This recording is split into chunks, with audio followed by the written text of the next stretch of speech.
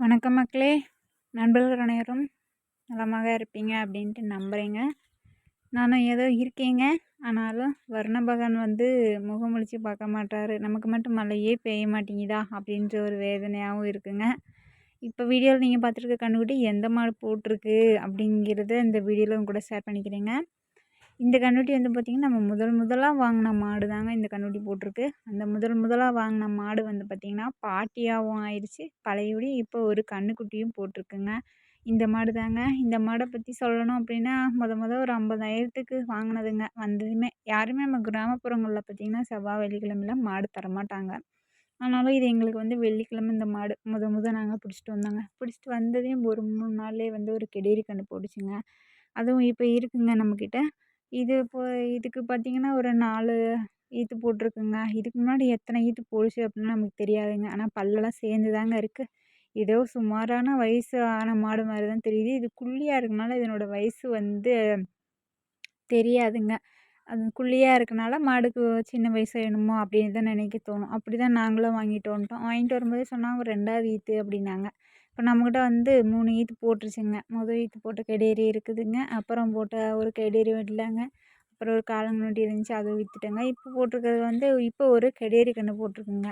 இப்படி இந்த மாடு கெடேரி கன்று போடும்போது தாங்க அது அந்த மாட்டை வச்சு இன்னொரு மாடு அப்படி நம்ம பட்டி பெறுகிறதேங்க.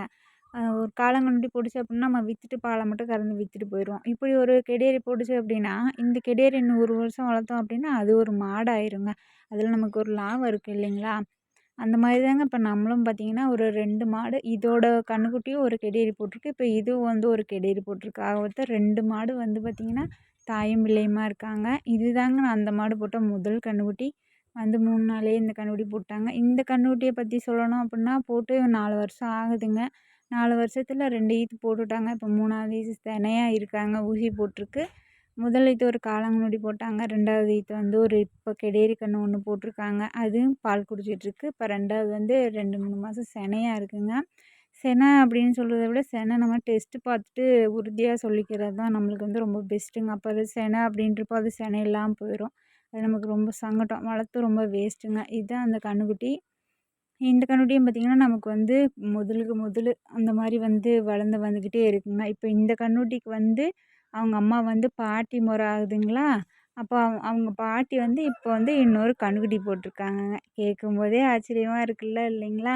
அப்படித்தாங்க நம்ம கிராமங்கள்லாம் மாடு வளர்க்குறது. விவசாயத்தையும் தாண்டி நம்ம மாடு வளர்க்குறதுல லாபம் பார்க்கணும் அப்படின்னா இந்த மாதிரி ஒரு மாடு கெடேரி கன்று போட்டு அதை வளர்த்து பெரிய மாடாக ஆக்கி நம்மக்கிட்ட நிப்பாட்டி வைக்கும்போது தாங்க நம்மளுக்கு ஒரு சந்தோஷம். மாடு வளர்க்குறதுல ஒரு ஆசையும் இருக்கும். எத்தனை பேர் இதை அனுபவிச்சிருக்கீங்க அப்படின்ட்டு என்னோட கமெண்ட் பாக்ஸில் சொல்லிட்டு போங்க. அப்புறம் பார்த்திங்கன்னா இது காலையில் நேரங்க. நம்ம பக்கம் சரியாக மேய்ச்சலே இல்லை. மாடெல்லாம் ரொம்ப படலாட்டம் தாங்க இருக்குது. சாணி கூட அல்ல. இனிமே தான் எல்லா வேலையும் செய்யணுங்க. பிடிச்சிருந்து